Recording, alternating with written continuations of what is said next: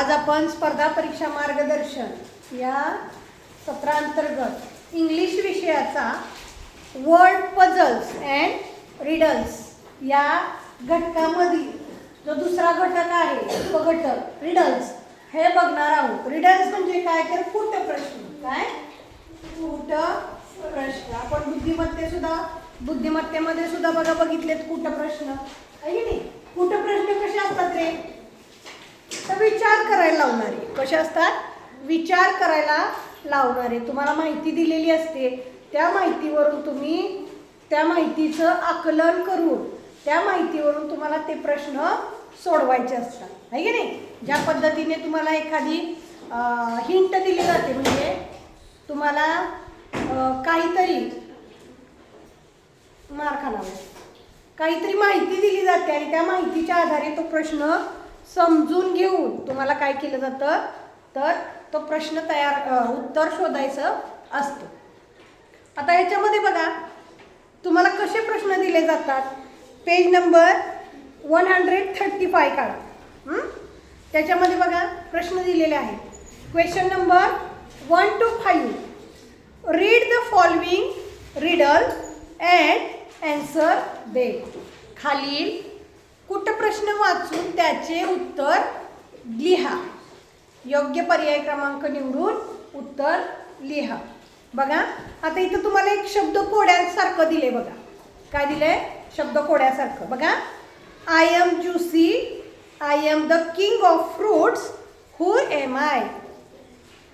I am juicy म्हणजे मी रसदार आहे. ज्युसी म्हणजे कसा रसदार. I am the king of fruit मी फळांचा राजा आहे. हू एम आय म्हणजे मी कोण. मँगो. फळांचा राजा कोण आहे मँगो. पर्याय नंबर 4 मँगो. पुढचं बघा दुसरा. My name begins with Z. Begins म्हणजे सुरुवात होते. माझ्या नावाची सुरुवात झेडने होते. I am rhyme with hero म्हणजे माझं यमक नीट ऐका माझं यमक हिरो या शब्दाबरोबर जुळतं. बघा झेडने सुरुवात होतं आणि हिरो या शब्दांची यमक जुळलं जातं. याची आरो काय येईल रे मग झिरो. हिरोशी यमक जुळतं. हू एम आय तर झिरो. पर्याय नंबर 1. तिसरा बघा आय एम पेट ॲनिमल. मी पाळीव प्राणी आहे. पेट ॲनिमल म्हणजे अथर्व कसा पाळीव प्राणी. आय ईट मायसी मी उंदीर खातो. आहे नाही मी पाळीव प्राणी आहे मी मांजर खातो. हू एम आय अ कॅट म्हणजे मांजरच उंदीर खातं का नाही म्हणजे अ कॅट. पर्याय नंबर 2. पुढचा बघा इट हॅज 3 ब्लेड्स. ब्लेड्स म्हणजे पाती. मला 3 पाती आहेत. It goes round it self तो स्वतःभोवती फिरतो. अँड गिव्ज कूल एअर आणि तो थंड हवा देतो. What is it a fan. Fan. पर्याय नंबर 3. तो त्याला 3 पाती आहेत. तो स्वतःभोवती फिरतो आणि थंड हवा देतो. असं कोण आहे फॅन. पुढचा बघा इट इज आवर फ्रेंड म्हणजे तो आपला मित्र आहे. We keep it in our school bag. आपण त्याला पिशवी आपल्या शाळेच्या दप्तरामध्ये ठेवतो. इट गिव्ज अस नॉलेज आणि ते आपल्याला माहिती देतं. What is it book. आपल्याला पुस्तकातून माहिती मिळते. पुस्तक आपले मित्र असतात आहे की नाही. जरी कोण आपल्याबरोबर खेळायला नाही आलं आणि आपण पुस्तक काढून वाचत बसलं तरी आपला वेळ जातो म्हणजे पुस्तक आपलं काय आहे मित्र आहेत. बरोबर की नाही. आणि म्हणून पर्याय नंबर काय येणार आहे 2. पुढचं बघा read the following riddles and answer them. खालील कुटप्रश्न वाचून त्याची उत्तरं द्या. आय लाईव्ह इन जंगल मी जंगलात राहतो. My name begins with F. माझं नाव एफ या अक्षरापासून सुरू होतं. Who am I. Fox, forest, zebra, elephant.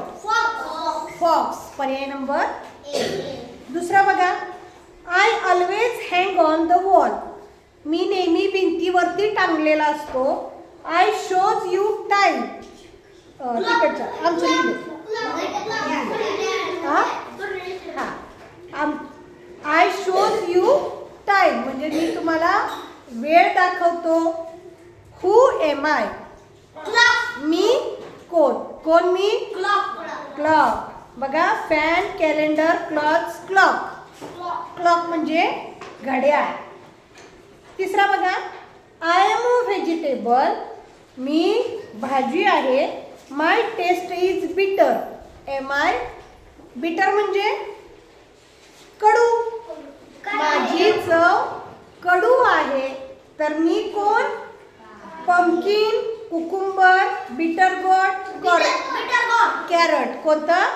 Bitter gourd पर्याय नंबर 3. बिटर टेस्ट बिटर आहे म्हणजे कारल्याची चव कडू आहे की नाही, म्हणून बिटर गॉड म्हणजे कारले.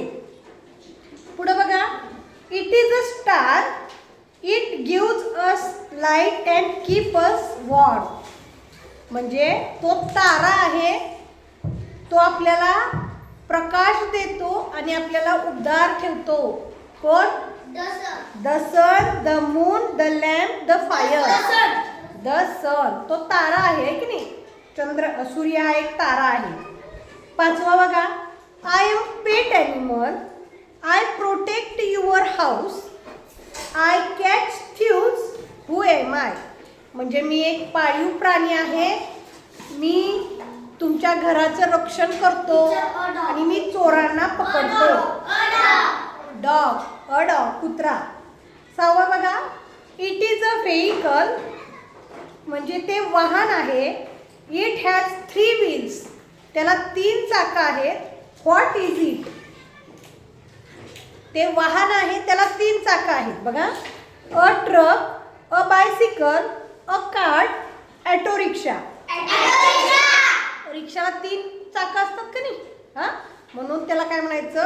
ऑटो रिक्षा पर्याय नंबर 4. सातवं बघा. I am an insect. बघा. I am an insect. I have many colours. I sit on the flower. Who am I. I am insect म्हणजे मी कीटक आहे. I have many colours. I have many colours म्हणजे माझ्याकडे खूप सारे colour असतात. I sit on a flower मी फुलांवरती बसतो.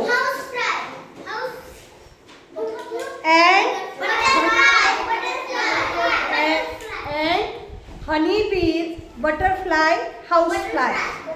हाऊस फ्लाय म्हणजे कोण. घरातली माशी आहे की नाही.